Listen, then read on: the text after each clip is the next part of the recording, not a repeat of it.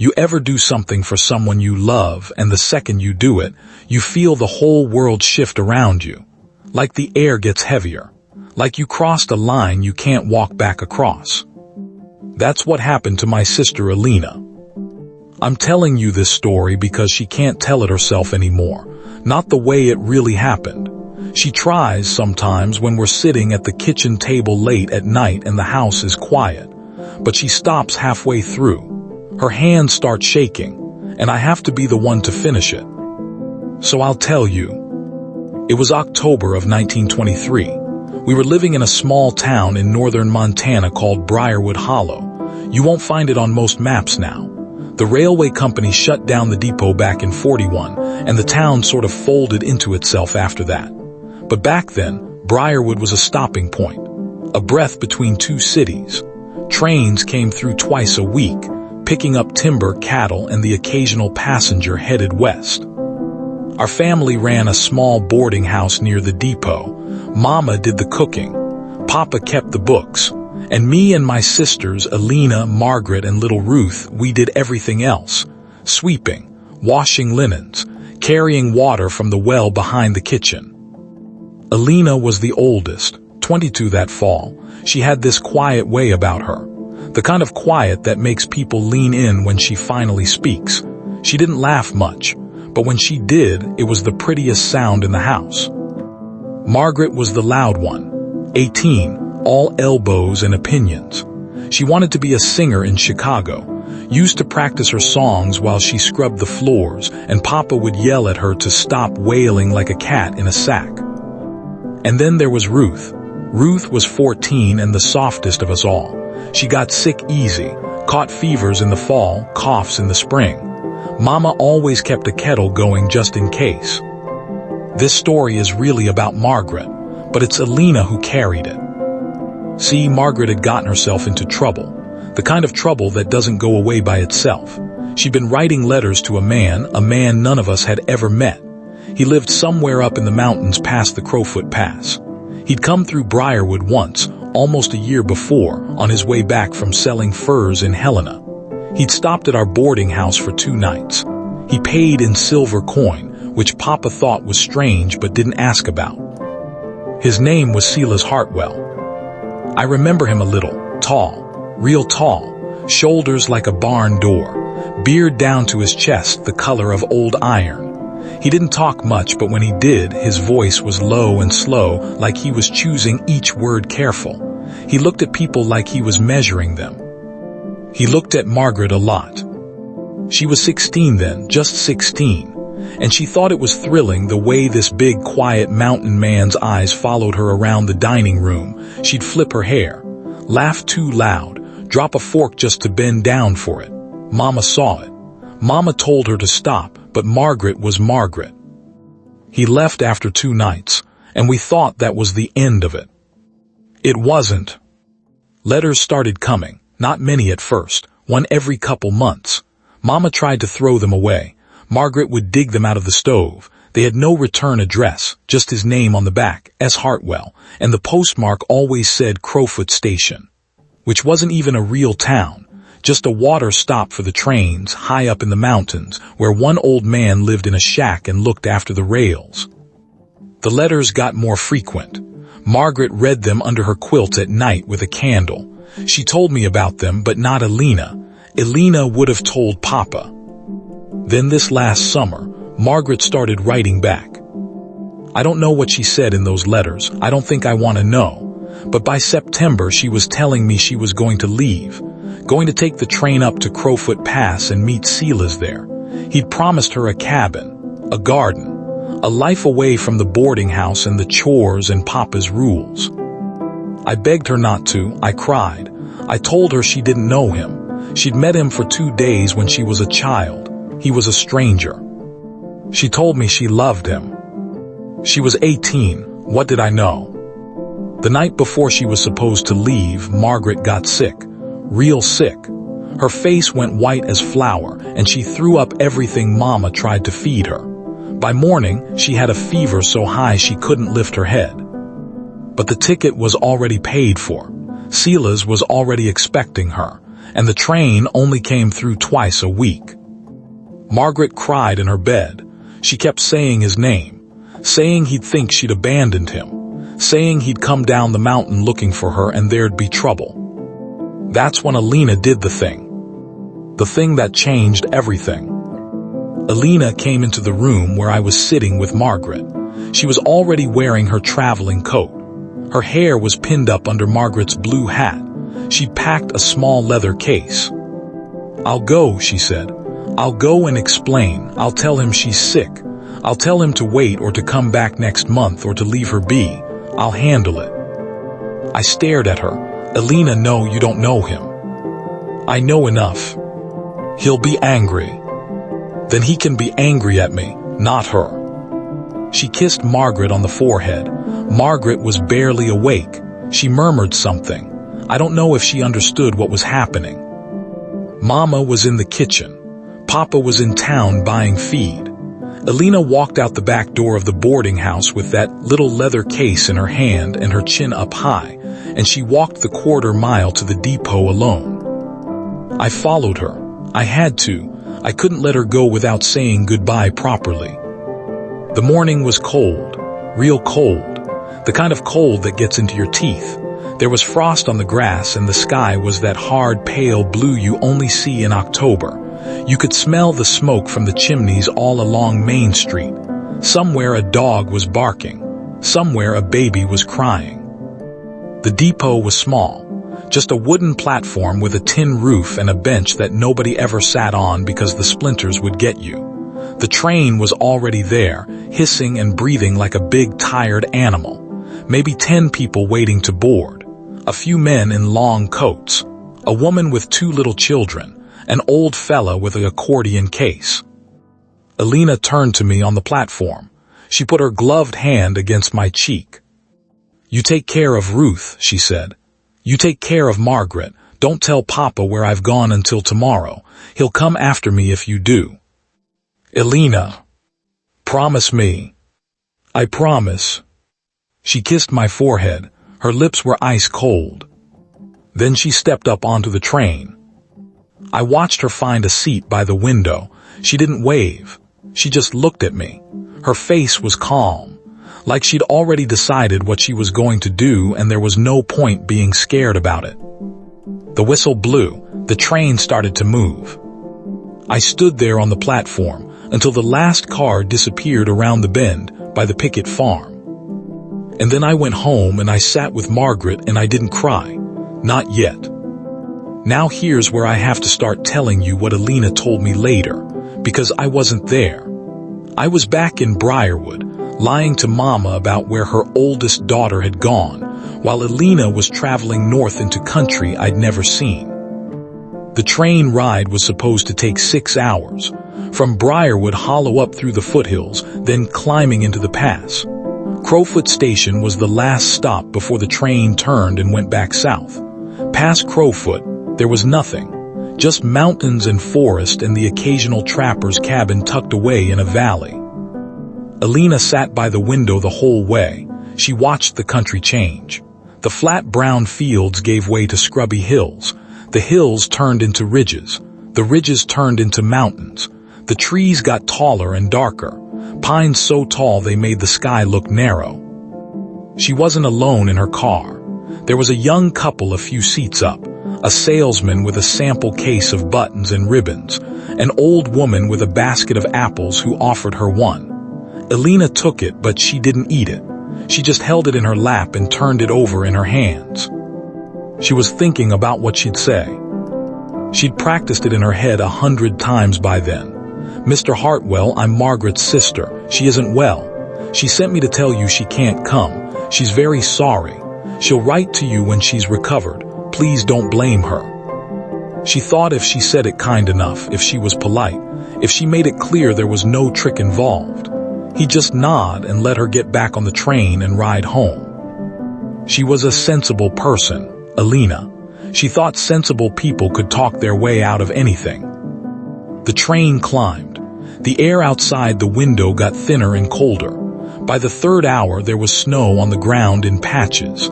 By the 4th hour, the snow was steady. By the 5th, The trees were white and the world outside looked like a different country entirely. The conductor came through and called out the stops, each one smaller than the last. Whitfield, Drumlin Crossing, Hatchet Creek. People got off. Nobody got on. By the time they reached the long climb up to Crowfoot Pass, there were only 6 people left in Alina's car. The young couple, the salesman, the old woman, Alina, and a man she hadn't noticed before sitting at the very back, wearing a hat pulled down low over his eyes. She glanced at him once. He didn't move. She thought maybe he was sleeping. The train slowed. It groaned and shuddered around the last bend. Through the window, Alina could see the platform of Crowfoot Station coming into view. It wasn't really a station, just a long wooden platform built against the side of the mountain. A small shack with a tin chimney puffing smoke, a water tower on iron legs, and beyond it, nothing but pine forest going up and up until it disappeared into the clouds. There were 3 men waiting on the platform. Alina saw them before the train fully stopped. She pressed her face to the cold window glass and looked at them. One was the station keeper, an old man bundled in furs, holding a lantern even though it was still afternoon. The second was a young fellow with a sledge, probably there to pick up freight. And the third was Silas Hartwell. He was bigger than she remembered, or maybe it was the heavy fur coat that made him look bigger. He was wearing a wide-brimmed hat. His beard had gone grayer in the year since he'd come through Briarwood. His hands were bare, even in the cold, big square hands hanging at his sides.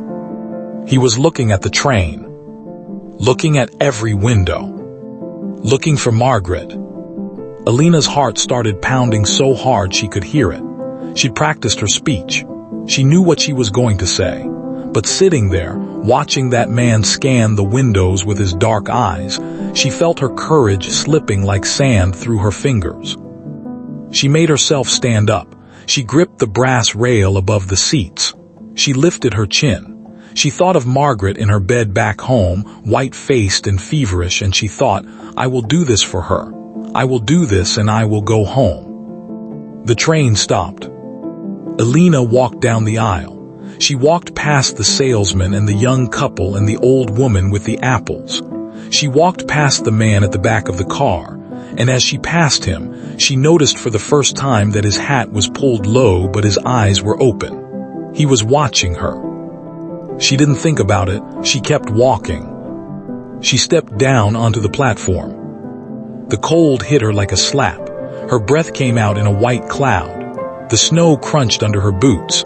The wind smelled of pine sap and wood smoke. She walked toward Silas Hartwell. He saw her. His expression didn't change at first.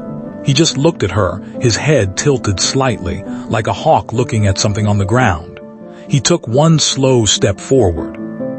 Then another. Alina opened her mouth to give her speech.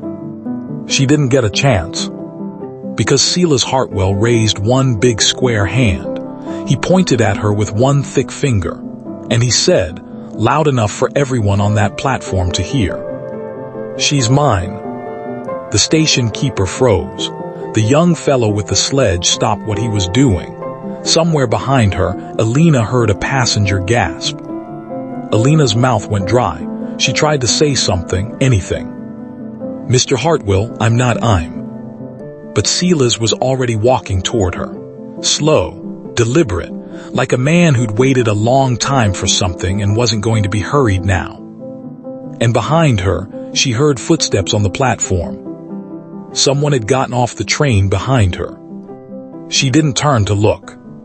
She couldn't take her eyes off the mountain man coming toward her. Alina said later that everything went quiet for a second. Not really quiet. The wind was still blowing. The train was still hissing. Somewhere a horse stamped its hoof against the frozen wood of the platform. But inside her own head, all the noise dropped away, and there was just that one sentence sitting in the cold air between her and Silas Hartwell. "She's mine." 3 words, like a brand pressed into her skin. She found her voice, barely. "Mr. Hartwell, I think there's been a mistake." She kept her hands at her sides. She tried to look calm, the way a schoolteacher looks at a misbehaving boy, firm, reasonable, not afraid. "My name is Alina. I'm Margaret's sister. She isn't well. She sent me to tell you." Silas didn't stop walking. He was 3 steps from her now. 2, 1. He stopped close enough that she could smell him. Wood smoke and pine and the deep musk of firs. He was a head and a half taller than her. She had to tilt her chin up to look him in the face. His eyes weren't angry. That's what scared her most. They weren't angry at all. They were satisfied. "I know who you are," he said. His voice was as low as she remembered, slow. Each word placed careful, like stones in a wall. She blinked. "I'm sorry. You're Alina, the older one, the quiet one. Margaret wrote me about you." Alina's stomach turned over. "Then you know I'm not the one you were expecting. Margaret's sick. She has a fever. I came up here to tell you she couldn't make the journey. I'll be going back on this same train in." She glanced at the train behind her, where the conductor was already unloading a mail sack. "In just a few minutes. I'm sorry you came all this way." She said it as politely as she could. Silas Hartwell smiled. It was a small smile, just the corner of his mouth lifting under all that gray beard, but it made her colder than the wind did. "No," he said, "you're not going back." The platform tilted under her feet. She didn't move, but she felt like she was falling. "Mr. Hartwell, Margaret told me what you'd do." "What?" "In her letters. She said her older sister would try to stop her. Said you'd come up here yourself to drag her back if you found out. Said you'd do anything to keep her from leaving." Alina's mind raced. None of that was true. Margaret had never said that. Margaret hadn't even told Alina what was going on until 2 days before she was supposed to leave. But this man had built a whole story in his head. A story where Alina was the villain, where Alina was the one who'd take Margaret away from him. And now Alina had walked right into the middle of it. "That's not true," she said. Her voice was steadier than she felt. "Margaret is sick in bed, that's all. I came in good faith. I'm not here to deceive you." He looked at her for a long moment. Then he said, "Then where's your luggage?"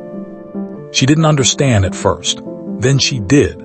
She was holding a small leather case, a case big enough for a change of clothes and a hairbrush, not a case big enough for a girl to start a new life with.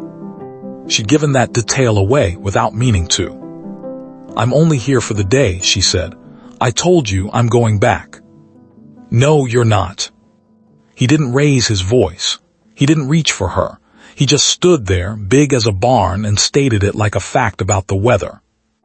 Behind her, Alina heard the conductor call out, 5 minutes. 5 minutes. 5 minutes and the train would leave. She needed to get back on that train. She needed to walk past this man and climb the steps and find her seat and ride down the mountain home. She tried to step around him. He moved with her, not fast, not aggressive, just shifting his weight so that wherever she tried to go, he was there. The station keeper was watching. The young fellow with the sledge had set his load down and was watching too. Nobody was saying anything. Alina raised her voice. "Excuse me, please. I need to board the train." The station keeper looked away. The young man with the sledge looked at his boots. She understood in that moment, with a cold, sick feeling in her belly, that nobody on this platform was going to help her. This was Silas Hartwell's country up here. Whatever he said went. She was a stranger from down the mountain, and these men knew him, and they weren't going to cross him over a woman they didn't know. That's when she heard a voice behind her. "Ma'am, is this gentleman bothering you?" She turned. It was the man from the back of the train car, the one with his hat pulled low. He'd stepped down onto the platform with a small canvas duffel over one shoulder. He'd pushed his hat back now, and she could see his face. He was maybe 30, lean, a scar running from his eyebrow down through his cheekbone. He wasn't a big man, not next to Silas Hartwell anyway, but he stood like someone who knew how to handle himself. His coat was open. She could see the handle of a revolver tucked at his hip. She didn't know him. She'd never seen him in her life. But she said without thinking, without even hesitating, "Yes, yes, he is." The stranger nodded slow, like that was the answer he'd been expecting. He walked up onto the platform and stopped beside Alina, not in front of her, beside her, close enough that his shoulder almost touched hers. He looked up at Silas Hartwell. He had to look up because Silas was that much taller, but he didn't seem bothered by the difference. "Friend," the stranger said, in a voice that was friendly in the way a knife is friendly. "I think the lady wants to get back on the train." Silas stared down at him. "This isn't your business." "It is now." Silas's eyes narrowed. For the first time, something flickered in his face that wasn't satisfaction, something more like calculation, like a man trying to figure out how much trouble he was actually in. "You don't know what you're stepping into," Silas said. "Probably not. Doesn't change my mind, though." The wind kicked up. Somewhere, a loose piece of tin on the station roof started rattling. Alina's heart was hammering so loud she was sure both men could hear it. The conductor called from the train, 3 minutes. Silas Hartwell looked at Alina, just at her, like the stranger wasn't there. "You think this is over," he said. "It isn't." He took a step back. Then another. The stranger didn't move until Silas had taken 5 full steps backward. Only then did the stranger turn, keeping one eye on Silas the whole time, and gently take Alina by the elbow. "Ma'am, let's get you on that train." She nodded. She couldn't speak. He walked her to the train. He helped her up the steps. He climbed up after her. He guided her to a seat by the window, not the same one she'd had before, a different one, on the other side of the car, away from Silas Hartwell's line of sight. He sat down across from her. The whistle blew, the train shuddered, started to move. Alina watched out the window as Crowfoot Station slid past. She saw the station keeper still standing there with his lantern, the young man with the sledge, and Silas Hartwell standing at the very edge of the platform, hands hanging at his sides, watching the train go. Watching her go. The look on his face wasn't anger. It still wasn't anger. It was patience. The look of a man who knew where to find her. The train picked up speed. Crowfoot Station disappeared around the bend. Alina finally let out a breath she'd been holding for what felt like an hour. She started shaking. Her whole body, her teeth chattered. She pressed her hands together to make them stop and couldn't. The stranger leaned forward. He took off his coat. He laid it over her shoulders. "You're all right," he said. "You're all right now." "I'm sorry," she whispered. "I don't even know you." "Name's Caleb Reyes. I'm a deputy marshal out of Helena. I was riding this line on other business. Saw you at the depot in Briarwood. Saw you bored alone. Saw the way you were sitting. You looked like someone going to a funeral." Alina tried to laugh. It came out as a sob. "I had a hunch something was wrong," he said. "So I stayed on past my stop. I thought worst case I'd waste a day. Best case I'd be useful." "You were useful," she said. "Mr. Reyes, you were very useful." "Caleb is fine." She looked at him, really looked. He had kind eyes. The scar didn't make him scary. It just made him look like someone who'd been through things and come out the other side. "Why did you do that?" she asked. "You don't know me." He thought about it for a moment. "I had a sister too," he said, "once." He didn't say anything more about it, and she didn't ask. The ride back down the mountain was the longest 6 hours of Alina's life. She kept seeing Silas Hartwell's face every time she closed her eyes, kept hearing those 2 words, "She's mine." Caleb didn't talk much. He let her be quiet when she needed to be quiet. He bought her a cup of coffee at one of the longer stops, hot and strong, and she held it with both hands and let the warmth come back into her fingers. He asked her halfway down what the story was, so she told him. She told him about Margaret, about the letters, about the fever, about making the choice to take her sister's place that morning and walking down to the depot in the cold blue dawn. Caleb listened. He didn't interrupt. When she was done, he was quiet for a long time. Then he said, "He's going to come down off that mountain." Elena's stomach dropped. "You think so?" "I know so. A man like that, and I've met some, a man like that gets a thing in his head, and it's not a thing anymore. It's a fact. He sees Margaret as something that belongs to him, and now he sees you as the one who took her away. He's not going to let either of those things sit." "What do I do?" He looked at her steady. "First thing you get home, you tell your daddy, all of it. You hide nothing. Don't try to spare your sister's feelings, don't try to protect her secrets, you tell him everything. And then we wait. He gave her a small smile, the first one she'd seen on his face. "I'll be staying in Briarwood a while," he said. "I have leave coming. I figure I'll spend it somewhere new." The train pulled into Briarwood Hollow at 9 o'clock that night. It was dark. The platform was lit by 2 oil lanterns. Papa was standing there waiting. Mama was beside him. They were both wearing their coats and their faces were tight as drums. I was there too. I'd had to tell them by then. I couldn't keep my promise. Ruth had a fever spike around supper time and Mama needed help, and I broke down sobbing in the kitchen and told them everything. Papa wasn't angry, that's what scared me. He just got very still. Then he went to the depot to wait. When Elena stepped down off that train, Mama ran to her, just ran, threw her arms around her, held her so tight Elena gasped. Papa stood back. He looked at Elena. He looked at the man behind her, Caleb, in his long coat with the duffel over his shoulder. Papa said, "Who's this?" Elena said, "This is Mr. Reyes. He helped me, Papa. He helped me come home." Papa nodded once. Then he stuck out his hand. "Then you'll stay for supper, Mr. Reyes, and as long as you need to after that." Caleb shook his hand. And that was how Caleb Reyes came to stay at our boarding house. He took the back room with the small window facing the depot. He paid Papa for the first week up front, and he made it real clear, real quiet, that he was going to be around for a while. That night after Elena had eaten something and Mama had made her go to bed, Papa sat with me at the kitchen table. Margaret was upstairs, her fever broken, sleeping like a child. Ruth was asleep too. Papa said, "Your sister thinks this is over." "It's not." He shook his head slow. He had the lamp turned low. His face was all shadow.